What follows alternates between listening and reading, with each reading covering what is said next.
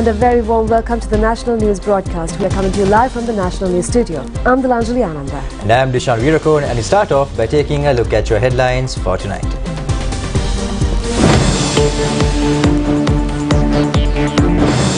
Capacity of water in 66 reservoirs under the purview of the Irrigation Department has decreased up to 50%.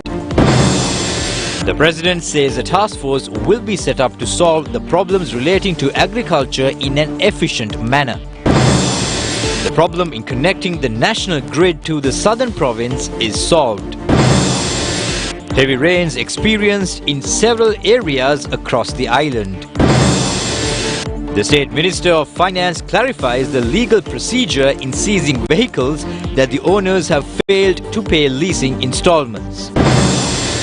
The number of fatalities due to wildfires in Hawaii increased to 55.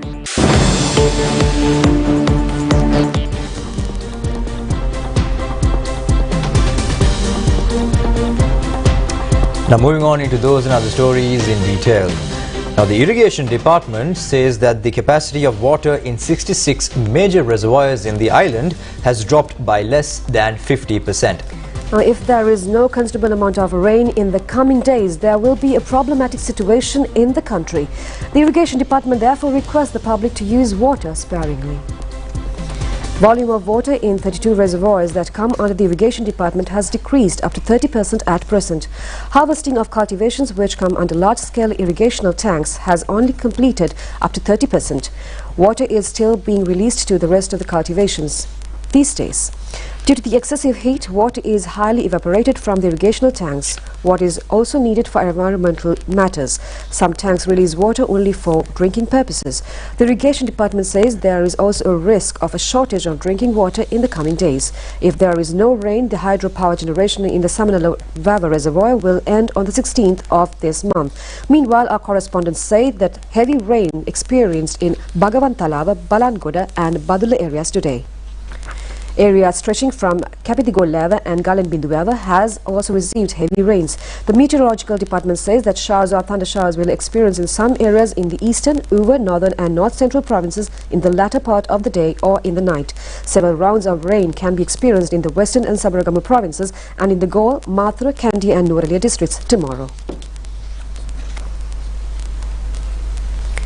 Now, President Ranil Wickremesinghe stresses that plans to create a radical change in the modernization of agricultural sector should be accelerated. Now the President says that a task force will be set up to solve the problems relating to the agricultural sector in an efficient manner. Now, the President stated this at a discussion held in the President's office yesterday on the modernization of the agricultural sector.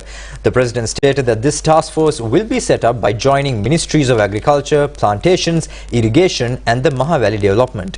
Private sector is also included in this task force. The President instructed the officials to submit a report on establishing the Agri-Modernization Secretariat, its structure and operation within 2 weeks. Now, the President also said that if the need arises, a parliamentary committee in this connection can also be appointed. The President further said that since the agriculture is a main factor in the national economy, it cannot be limited to a single ministry or several institutions.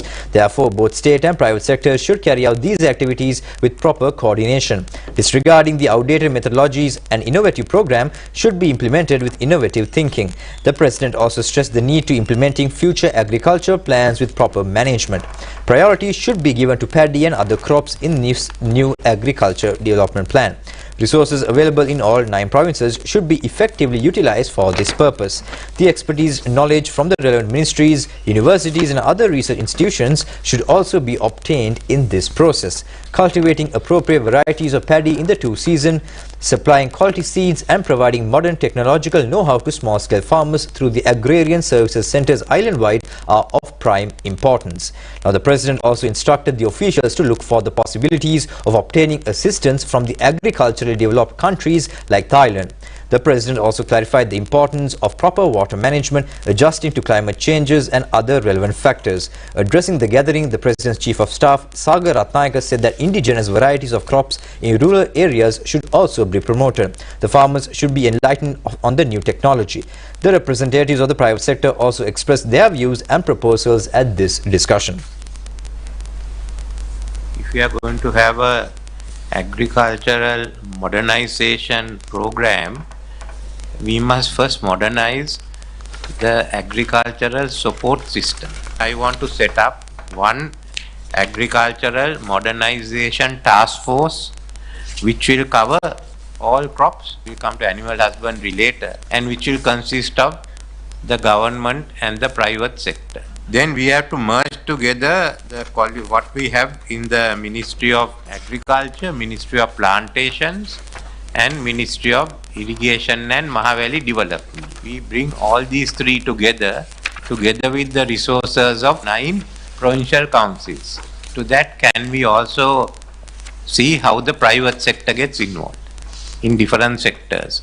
You all will get involved in paddy, someone else get in vegetables, someone else gets in, and then we have to bring the universities and the other research institutions all into this. If we can agree on that, or those are willing to participate, then I can put a cabinet paper for this. Then I will be there, the Prime Minister will be there, the relevant ministers will also be there. Prime Minister will have 2 hats as Prime Minister and Minister for Provincial Councils. We can also call the governors in where necessary. Most of the governors are of agricultural background. Today I have also asked the Finance Ministry to rethink of the paddy purchasing system. We will back those who are going to be successful and have a good purchase scheme. If you only want value for money, but these not my money, it's the people's money.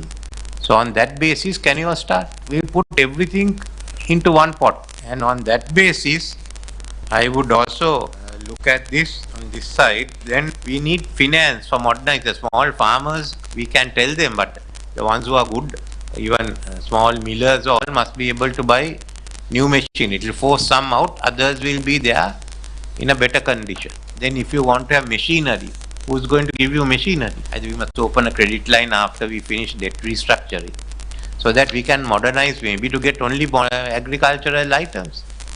I think Thailand is also making agricultural items. We can even talk with them so that we modernize the agricultural system, keeping in mind our climate change targets, and finish it in a short time. So we will all have to now work on this. Now, the problem of connecting the national grid to the southern province was solved at the Public Utility Commission's Arbitration Committee meeting today. This problem was erupted due to the objection of owners of the private land in Siripagama area in Ratnapura. At the discussion today, the relevant owners of the land agreed to lay the transmission lines over their land.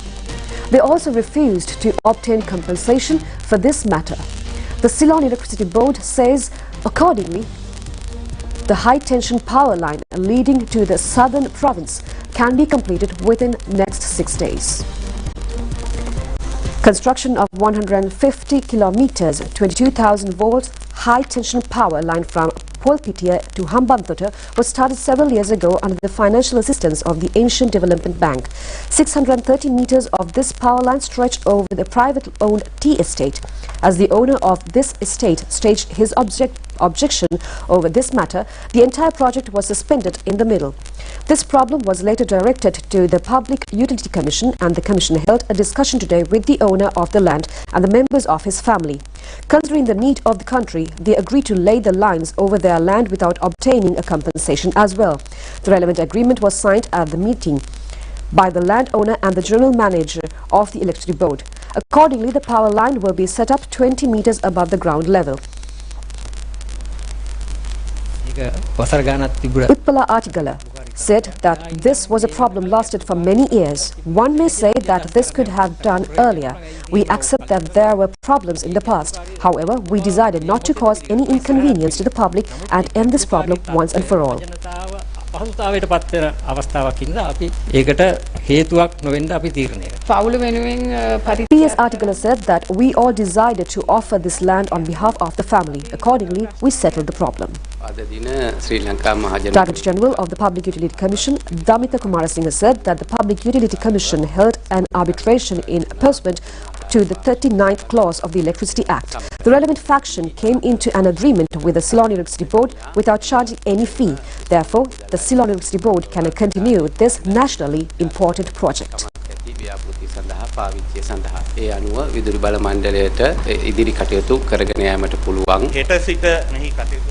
General Manager of the Ceylon Electricity Board, Rohan Sanivaratna, said that the activities of this project will commence from tomorrow and expected to complete within 6 days. In the meantime, State Minister of Finance Ranjit says that in case of failure to pay leasing installments, banks and finance companies are only able to seize the relevant vehicles if there is no objection from the lessee. Now, finance and leasing companies enforce their own laws to seize vehicles but not the relevant parate execution. Now, the State Minister made these remarks making a statement in Parliament today regarding the controversial parate execution. State Minister of Finance Ranjit said that banks and financial institutions can only lease defaulted vehicles if there is no resistance from the vehicle owner. State Minister of Finance Ranjit said today. State Minister stated that parate execution is not utilized for the seizure of vehicles. The State Minister made the remarks in Parliament today, making a statement on the use of parate execution, a practical foreclosure procedural law. Banks and financial institutions can seize properties under the parate execution only if the loan amount exceeds 5 million rupees. The parate execution has been utilized by 19 organizations, including banks and financial institutions, on 173 instances from January to June this year. State Minister of Finance Ranjit added that the law was utilized for loans amounting to a total of 15 billion rupees. Now, Speaker Mahindayappa Abeywadne says that there is no change in his statement made on the 9th of this month with regard to the Employees Trust Fund. The Speaker made this comment in response to a question raised by the National People's Power parliamentarian Anurakkumara Dissanayake. National People's Power parliamentarian Anurakkumara Dissanayake, who made the initial request from the Speaker, said the ruling will set a dangerous precedent. This ruling is a dangerous precedent as a situation will arise in the future where the judiciary would be prevented from giving any judgment with regard to any court case. It seems that the Speaker is always trying to please the executive. However, the courts have dismissed the petition filed against the domestic debt restructuring. The government has got what it wanted. He further said that there was a request with the ruling. Chief Opposition Whip Lakshman Kiriyala said the Speaker had actually influenced the judiciary by delivering the ruling before the courts. Leader of the House, Susil Premchand, who countered the opposition MPs, said the judiciary can only examine whether a certain legislature is consistent of the constitution. He further said that the incumbent Speaker only referred to a resolution passed by the legislature and confirmed the supremacy of Parliament. He did not challenge the judiciary at any point. Sripala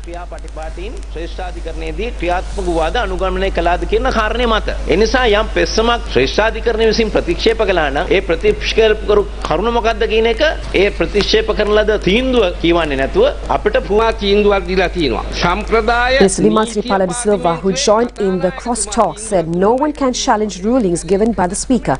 He added that one can refer to a ruling given by the Speaker only through a no-confidence motion on him.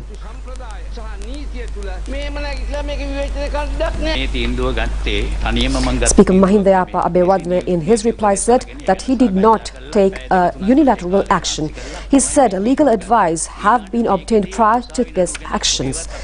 There is no link with his actions and the ongoing court cases, the Speaker said. He further said his directions were aimed at reiterating the power of financial supremacy that is vested with the Parliament. Therefore, he would not make any changes to his prior statement, the Speaker reiterated.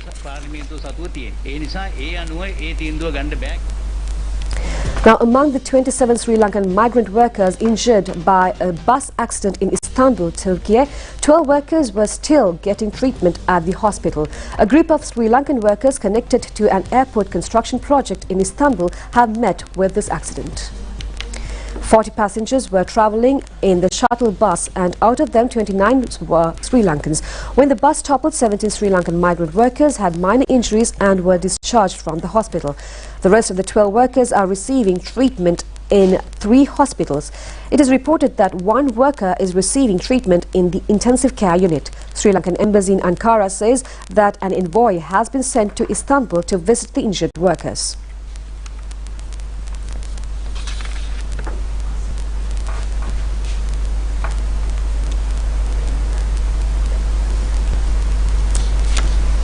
The officials of the Wild Elephant Control Unit in Girandurukote have started giving treatment to an elephant injured by a wire trap set up in the Ginnora Forest Reservoir in Girandurukote area. With information given by the public, this elephant was traced.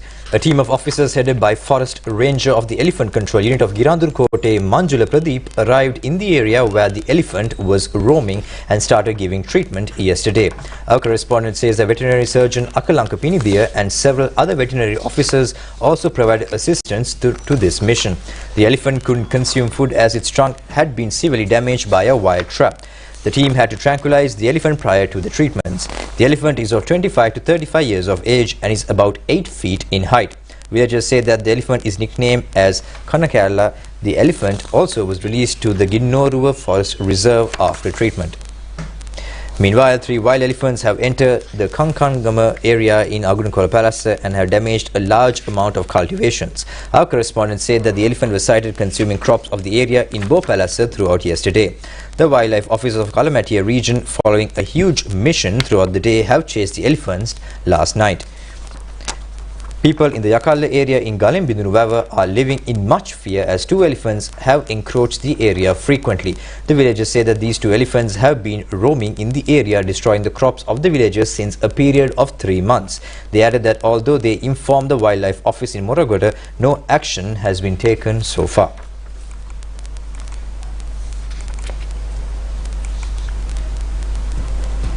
And with that, we take a short break. Do stay tuned for more local stories coming up on the other side.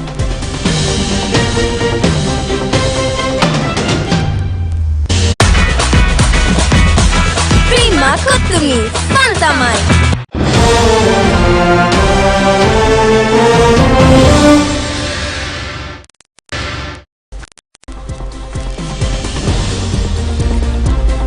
Welcome back.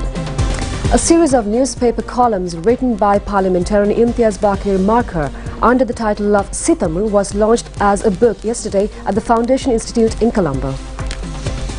Parliamentarian and lawyer Imtiaz Bakerman had written this series of columns to a Sunday national newspaper. Through this series, he has emphasized the need to unite all communities regarding their religious and communal differences to build a better country. Mahasanga, Prime Minister Dinesh Gunawardena, Speaker Mahinda Pabewardena, Opposition Leader Sajid Premadasa, politicians, journalists and university lecturers were also present at this book launch.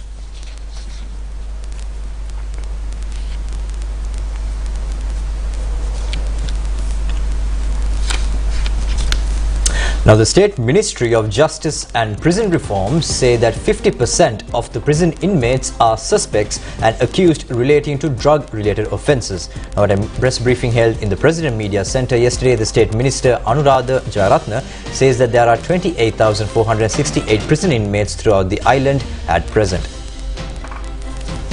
There are 36 prisons in the country with space sufficient for 13,000 inmates. However, the amount has reached nearly 29,000 at present. The government spends 9.8 billion rupees annually to maintain prisons and the inmates.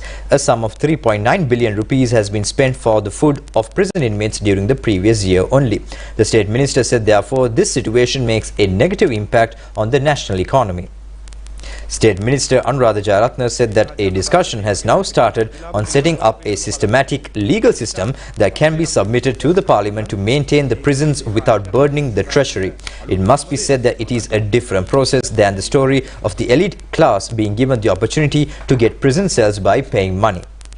As a measure to minimize the congestion, the ministry has focused attention to introduce new rules and regulations regarding the persons who are imprisoned under civil offences. The State Minister added that a special committee has been appointed to look into this matter. State Minister Anuradha Jayaratne said that attention has also been given to the potential of changing the Bail Act for civil offenders and putting them under house arrest in an effort to alleviate this issue. The report of the committee appointed to look into the matter has now been received. It is therefore intended that the pertinent draft laws will be delivered to the Parliament as soon as feasible. And we have more news from home in brief. The Supreme Court dismissed a fundamental rights petition filed against the decision to reduce the interest rate of EPF up to 9% without consideration. The three-member panel of judges, including Vijit Malalgoda, Gamni Amarasekara and Janak De Silva, declared this verdict. EPF member and financial expert Chaturanga Besekar had filed this petition.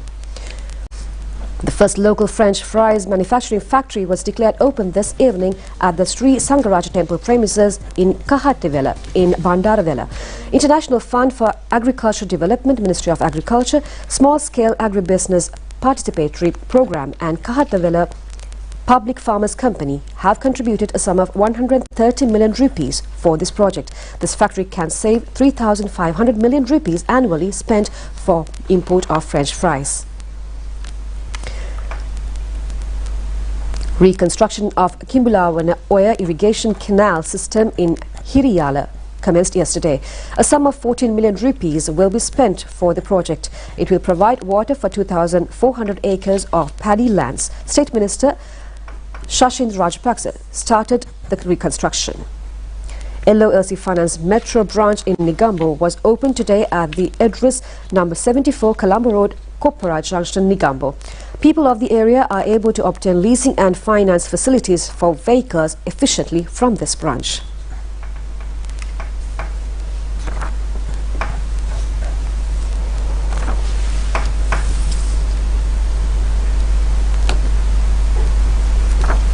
And that's all we have news from home. We'll be back with international stories coming up next.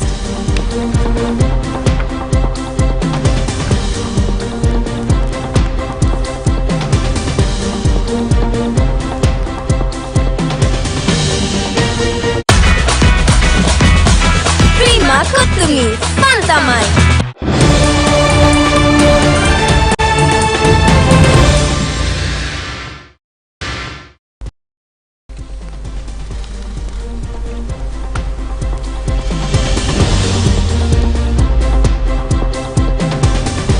Welcome back. Now taking a look at your international stories for tonight.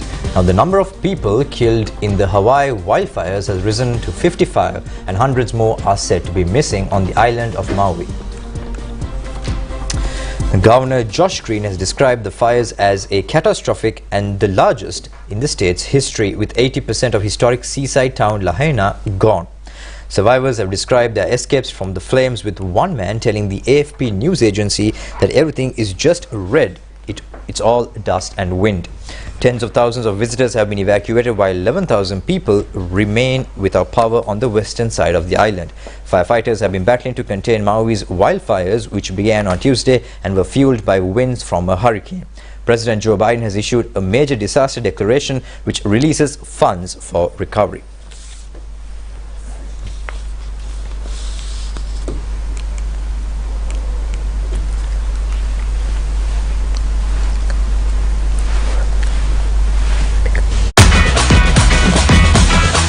Kottumi, Pantamai.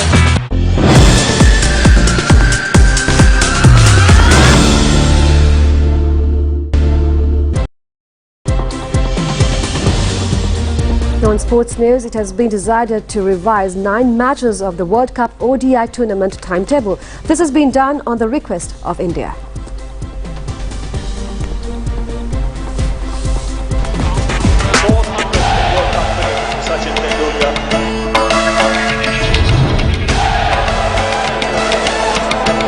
Fears will be conquered and odds will be braved on that one day. From the highs of joy to the lows of anger. Accordingly, the India-Pakistan match, originally scheduled on the 15th of October, will be played on the 14th of October. The match between Sri Lanka and Pakistan, originally scheduled on the 12th of October, will be played on the 10th of October. India has made this request on security grounds. Now, Bangladesh all-rounder Shakib Al Hasan has been appointed as the new captain of both the ODI and T20 teams. He will lead the team during the upcoming Asian and World Cup tournaments, and the chairman of the Bangladesh Cricket, Nazmul Hassan, declared this decision. He added that the Bangladesh pool targeting the Asia Cup and the World Cup will be named tomorrow.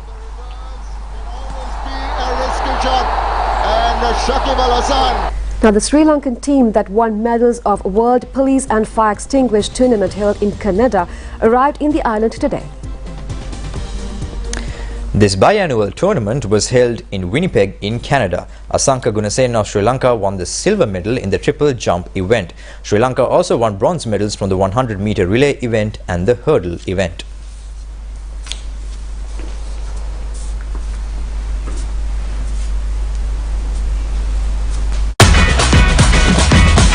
Prima Kutumi, Pantamai.